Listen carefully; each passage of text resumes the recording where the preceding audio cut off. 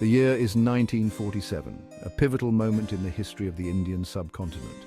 After centuries of British rule, the Indian subcontinent is on the verge of freedom.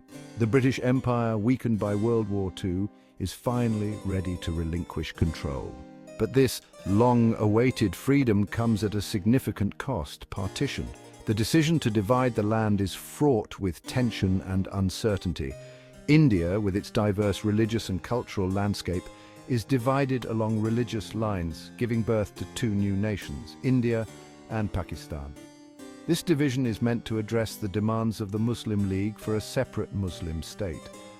Pakistan itself, divided into two wings separated by thousands of miles of Indian territory, West Pakistan and East Pakistan, emerges as a homeland for Muslims of the subcontinent. This geographical separation poses unique challenges for the new nation. The partition results in one of the largest mass migrations in human history, with millions displaced and hundreds of thousands losing their lives in the communal violence that ensues. Families are torn apart and entire communities are uprooted. The newly formed nations grapple with the immense challenges of nation building, inheriting a legacy of poverty, illiteracy, and social unrest. Both India and Pakistan must navigate the complexities of establishing governance, infrastructure, and social cohesion. The seeds of future conflicts are sown in the very act of partition, leaving behind a complex web of unresolved issues. The scars of partition continue to influence the political and social dynamics of the region, shaping the relationship between India and Pakistan for decades to come. The human cost of partition is immeasurable, with stories of loss, resilience, and survival etched into the collective memory of both nations. The legacy of partition is a testament to the enduring impact of this historical event. East Pakistan, despite being home to the majority of Pakistan's population, finds itself relegated to a position of secondary importance. The bustling streets and vibrant communities mask a deeper sense of neglect and frustration. The people of East Pakistan, rich in culture and history, feel the weight of being overlooked by the central authorities. West Pakistan, with its control over the central government, dominates the political and economic spheres. The power dynamics are heavily skewed, with key decisions being made far from the realities of East Pakistan. This centralization of power in the West creates a sense of alienation among the Eastern populace. Resources are disproportionately allocated to the West, leaving East Pakistan underdeveloped and marginalized. Infrastructure projects, educational institutions, and healthcare facilities are predominantly established in the West, exacerbating the disparity. The economic neglect is palpable, with many areas in the East lacking basic amenities.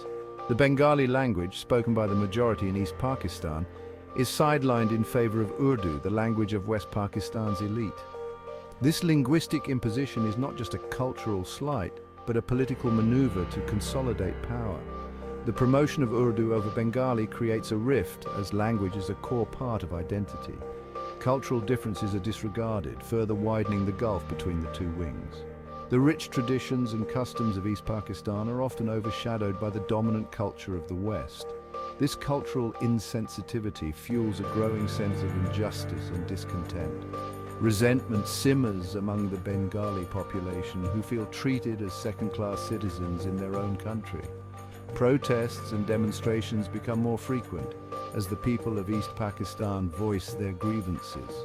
The sense of being marginalized in their own homeland is a powerful catalyst for change.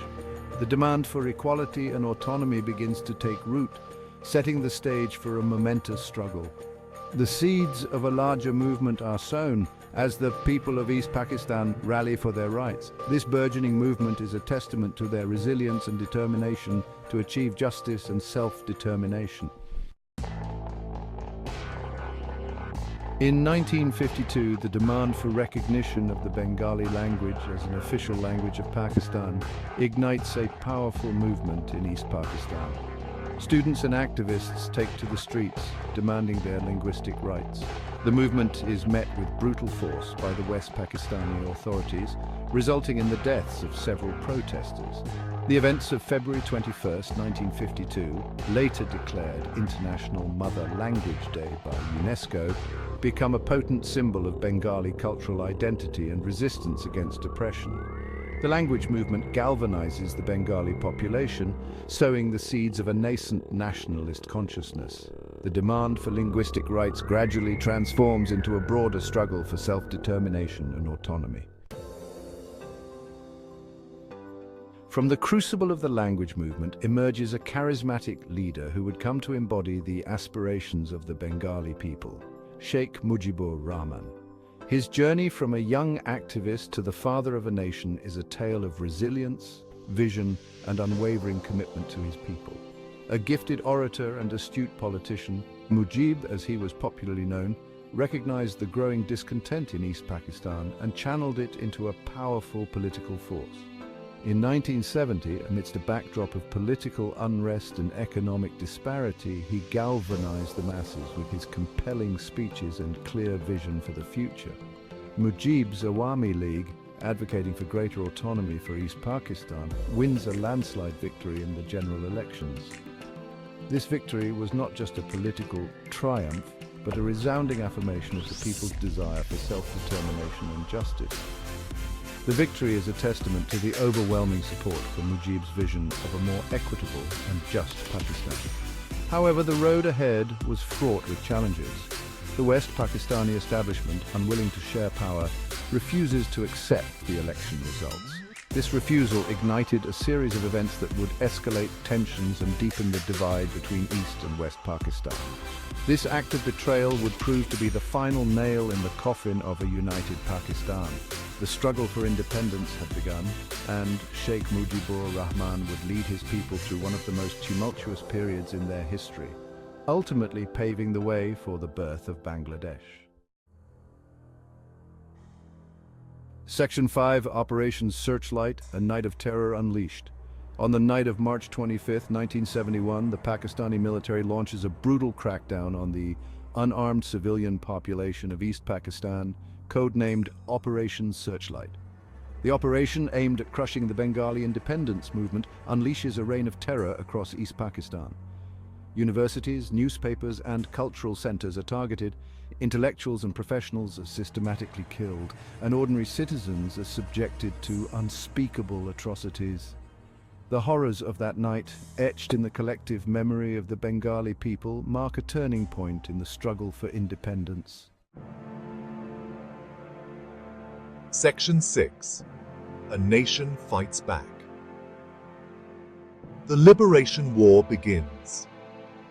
Faced with unimaginable brutality, the Bengali people rise up in armed resistance against the Pakistani forces. The Mukti Bahini, a guerrilla force comprising Bengali civilians and military personnel who defected from the Pakistani army, emerges as a symbol of Bengali resilience and determination. The Liberation War of Bangladesh is a testament to the courage and sacrifice of ordinary men and women who fought for their right to self-determination. Farmers and laborers, students and teachers, poets and artists, all joined hands in the fight for freedom. The brutal crackdown in East Pakistan and the ensuing humanitarian crisis draw international attention.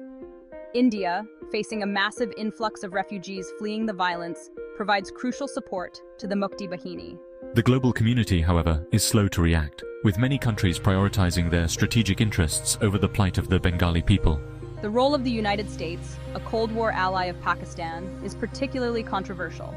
Despite being aware of the atrocities being committed, the Nixon administration continues to provide military and diplomatic support to Pakistan. The Soviet Union, on the other hand, extends its support to India and Bangladesh, further escalating the Cold War rivalry in the region. After 9 months of a bloody and arduous struggle, victory is finally achieved on December 16, 1971. The Pakistani forces surrendered to the joint command of the Indian Army and the Mukti Bahini in Dhaka, marking the birth of a new nation, Bangladesh. The victory is met with jubilation and relief in Bangladesh and India. For the people of Bangladesh, it is a moment of profound significance, the culmination of their long and arduous struggle for freedom. The birth of Bangladesh is a testament to the indomitable spirit of a people who dare to dream of a better future. The newly independent nation of Bangladesh faces daunting challenges. The war-ravaged country is in ruins, its economy in shambles, and its social fabric torn apart. Millions are displaced, and the scars of war run deep. Yet amidst the devastation, there is hope. The people of Bangladesh, with the support of international partners, embark on the arduous task of rebuilding their nation. A new constitution is adopted, enshrining the principles of democracy, secularism, and social justice. Today, Bangladesh stands as a beacon of hope and resilience. From the ashes of war, it has emerged as a vibrant democracy, a champion of human development, and a leader in addressing climate change. Its journey, marked by struggle and sacrifice, serves as an inspiration to oppressed people around the world. The legacy of the Liberation War continues to shape Bangladesh's national identity. The values of democracy, human rights, and social justice are deeply ingrained in the country's psyche. Bangladesh's story is a powerful reminder that even in the face of overwhelming adversity, the human spirit, driven by an unyielding desire for freedom and dignity, can triumph.